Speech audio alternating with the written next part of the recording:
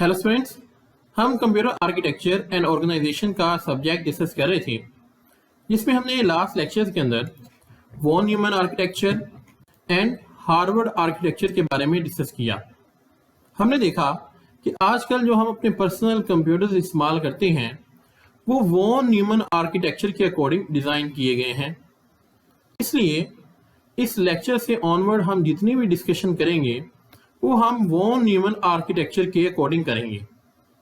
तो आज हम डिस्कस करेंगे अपने लेक्चर नंबर 3 के अंदर various components of computer system कि आजकल जो हम कंप्यूटर सिस्टम इस्तेमाल कर रहे हैं उसके अंदर कौन कौन से कंपोनेंट्स मौजूद होते हैं और उनकी वर्किंग क्या है। तो चलिए स्टार्ट करते हैं। जो लोग कंप्यूटर साइंस का सब्जेक्ट पहले पढ़ चुके हैं उन्हें आइडिया होगा कि कंप्यूटर के अंदर कौन कौन से कंपोनेंट्स मौजूद होते हैं, लेकिन डिटेल डिस्कशन कंप्यूटर आर्किटेक्चर के बारे में करने से पहले एक दफ़ा ये ज़रूरी था कि हम कंप्यूटर के अंदर मौजूद जो डिफरेंट कंपोनेंट्स हैं उनको देख लें। इसलिए ये लेक्चर एक बेसिक लेक्चर होगा जिनको ऑलरेडी इन चीज़ों के बारे में पता है, लेकिन फ्यूचर के अंदर इसमें से बहुत सारे जो कॉन्सेप्ट्स हैं वो इस्तेमाल होंगे। तो पहला कंपोनेंट जो आपके कंप्यूटर सिस्टम का है, बहुत ही इंपॉर्टेंट कंपोनेंट जिसे आप कंप्यूटर का ब्रेन भी कहते हैं, वो है CPU. CPU means central processing unit. CPU के बाद सेकंड इंपॉर्टेंट कंपोनेंट आपकी कंप्यूटर का है मेमोरी, जो कि हम डाटा को स्टोर करने के लिए इस्तेमाल करते हैं। इस तरह से आपके पास होता है एक इनपुट यूनिट जो आपके कंप्यूटर की जितनी भी इनपुट्स हैं उनको कंट्रोल करता है, और फोर्थ पे आपके पास है आउटपुट यूनिट। ये 4 मेजर कंपोनेंट्स होते हैं आपके किसी भी कंप्यूटर सिस्टम के।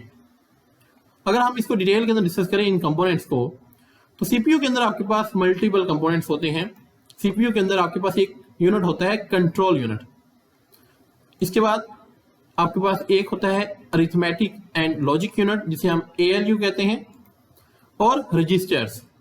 इन 3 कंपोनेंट्स से मिलकर आपका ये जो सीपीयू है ये बनता है। तो इन शॉर्ट आपके कंप्यूटर की जितनी भी वर्किंग है वो आपका ये सीपीयू परफॉर्म करता है। कंट्रोल यूनिट क्या करता है, एएलयू क्या है, रजिस्टर्स क्या हैं, ये आने वाले लेक्चर्स के अंदर इसके ऊपर हम एक डिटेल डिस्कशन करेंगे। फिलहाल आप लोगों को ये पता होना चाहिए कि आपके कंप्यूटर सिस्टम के अंदर कंपोनेंट्स कौन कौन से मौजूद हैं। सीपीयू के बाद मेमोरी के अंदर आपके पास 2 टाइप्स की मेमोरी होती है। सबसे पहले प्राइमरी मेमोरी और नंबर 2 पे सेकेंडरी मेमोरी। इसी तरह से इनपुट यूनिट आपकी तमाम इनपुट डिवाइसेस को कंट्रोल करने के लिए इस्तेमाल किया जाता है। इनपुट डिवाइसेस मींस लाइक आपका कीबोर्ड, माउस या माइक्रोफोन। ये तीनों डिवाइसेस कंप्यूटर के अंदर डाटा एंटर करने के लिए इस्तेमाल की जाती हैं, तो इन डिवाइसेस को हम इनपुट डिवाइसेस कहते हैं। तो इन डिवाइसेस में से जो भी डाटा हम कंप्यूटर में सेंड करते हैं उन तमाम डाटे को आपका जो इनपुट यूनिट है वो कंट्रोल करता है। इस तरह से आउटपुट यूनिट आपके कंप्यूटर की जितनी भी आउटपुट्स हैं, जितने भी रिजल्ट्स हैं, वो आपका ये आउटपुट यूनिट कंट्रोल करता है और इसको आउटपुट डिवाइसेस के ऊपर डिस्प्ले करवाता है। लाइक मॉनिटर के ऊपर आपको जितनी भी आपकी कंप्यूटर की रिजल्ट्स हैं वो आपको मॉनिटर के ऊपर शो हो रहे होते हैं। इस तरह से प्रिंटर, अगर आपने हार्ड कॉपी आउटपुट लेनी है तो उसके लिए आप प्रिंटर का इस्तेमाल करते हैं।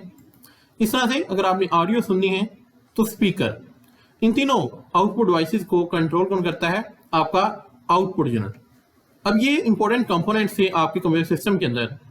आगे बढ़ने से पहले हमारे चैनल को सब्सक्राइब कर लें ताकि आने वाली तमाम वीडियोस आप तक टाइमली पहुंच सकें। अब अगर हम इन तमाम कंपोनेंट्स को वन लाइन डेफिनेशन के अंदर डिस्कस करें तो इनपुट यूनिट क्या करता है? Convert input into machine understandable form.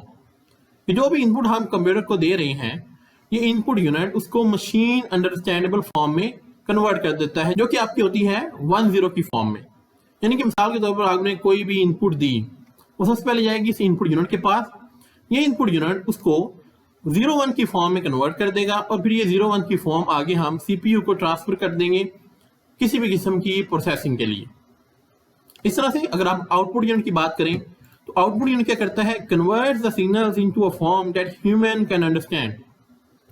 कि सीपीयू ने जो भी रिजल्ट्स प्रोवाइड करने हैं वो 0-1 की फॉर्म में करने हैं। अब ये आउटपुट यूनिट इस 0-1 की फॉर्म को वापस ह्यूमन अंडरस्टैंडेबल फॉर्म में कन्वर्ट कर देता है। लाइक अगर आपकी कोई इमेज है तो इमेज आपके कंप्यूटर के अंदर 0-1 की फॉर्म में होगी, तो आउटपुट यूनिट क्या करेगा? आउटपुट यूनिट इस 0-1 की फॉर्म को वापस इमेज की शेप में कन्वर्ट कर देगा। तो ये बेसिकली वर्किंग होती है आपके आउटपुट यूनिट की। नेक्स्ट अगर हम इस मेमोरी के अंदर इस प्राइमरी मेमोरी के बारे में सबसे पहले बात करें, प्राइमरी मेमोरी क्या होती है? Store data and programs temporarily. Primary memory को आप रैम के नाम से जानते होंगे। इसको हम इस्तेमाल करते हैं डाटा या प्रोग्राम्स को टेम्परेरी तौर पर स्टोर करने के लिए, जिसे आप कंप्यूटर का वर्किंग एरिया भी कहते हैं। जो भी प्रोग्राम्स आप कंप्यूटर में रन करते हैं वो आपकी इस रैम के अंदर एग्जीक्यूट होते हैं। जबकि नेक्स्ट आपके पास है सेकेंडरी मेमोरी। सेकेंडरी मेमोरी क्या करती है? Store data and programs permanently. कि अगर आपने किसी डाटे को परमानेंट तौर पर अपने कंप्यूटर के अंदर सेव करना है तो उसके लिए आप सेकेंडरी मेमोरी का इस्तेमाल करते हैं, जिसे आप हार्ड डिस्क भी कहते हैं। लास्ट में आपके पास ये सीपीयू के कंपोनेंट्स आ जाते हैं।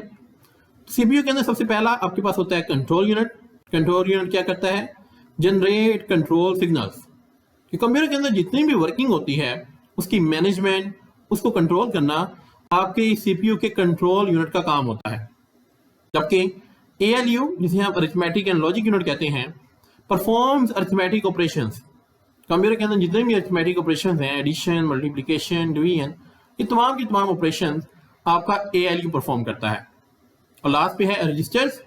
रजिस्टर्स शायद आपको पता होगा कि एक स्मॉल हाई स्पीड मेमोरी होती है जो सीपीयू के अंदर स्मॉल अमाउंट ऑफ डाटा को स्टोर करने के लिए हम लोग इस्तेमाल करते हैं। Small very high speed memory.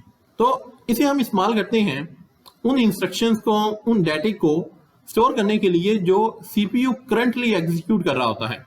Like अगर सीपीयू 2+2 कर रहा है तो 2 और 2 की जो वैल्यू है और प्लस का जो ऑपरेशन है, ये इंस्ट्रक्शंस आपकी रजिस्टर्स के अंदर स्टोर होती हैं। आने वाले लेक्चर्स के अंदर हम इन तमाम कंपोनेंट्स को डिटेल के अंदर डिस्कस करेंगे, क्योंकि इस सब्जेक्ट के अंदर कंप्यूटर आर्किटेक्चर एंड ऑर्गेनाइजेशन के अंदर हम यही डिस्कस करने जा रहे हैं कि आपके कंप्यूटर के जो तमाम कंपोनेंट्स हैं उनकी इंटरनल स्ट्रक्चर क्या है और उनकी इंटरनल वर्किंग क्या है। सो आई होप आपको यहाँ तक क्लियर हो चुका होगा। अब ये तो तमाम के तमाम जो कंपोनेंट्स हैं आपके कंप्यूटर सिस्टम के अंदर, ये तमाम लिंक्स के जरिए अटैच होते हैं। ये बेसिकली लिंक्स हैं जिनके जरिए ये कंपोनेंट्स आपस में कम्युनिकेशन करते हैं, और इन लिंक्स को हम कहते हैं बसेस। ये भी एक बहुत ही इंपॉर्टेंट कंपोनेंट है कंप्यूटर सिस्टम का, बसेस, जो कि तमाम कंपोनेंट्स को आपस में कनेक्ट करती हैं। तो आई होप आपको आज का जो लेक्चर है वो क्लियर हो चुका होगा। आज के लिए इतना ही, मिलते हैं नेक्स्ट लेक्चर के अंदर। Thank you very much.